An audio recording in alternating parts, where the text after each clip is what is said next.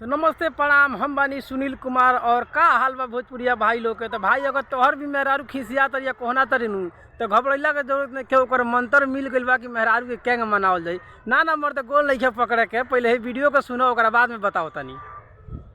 कभी मेहरारू खिसिया सन तो जाके किचन में लोइया काटे लगी हलो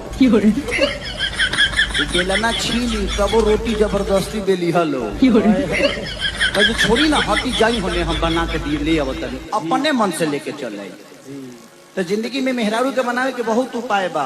कोमल दिल के मेहरारू होली सब एकनी के खीस ज्यादा दिन तक ना रहे, तनी मनी ज्यादा देर ले ना रहे, मना लेवे के चाहिए। सुन ला भाई खेसारी भैया के बात। खेसारी भैया जौन कहलन एकदम उहे कइला जरूरत नहीं के। ना घबरैला जरूरत नहीं के। बान मिल गइल, एकदम मंत्र मिल गइल, एकदम उहे करे के बा। ऐसे कि एकरा बारे में जौन बानू इनकरा से बेहतर के बता सकता। ये सब के बारे में मेहरारू के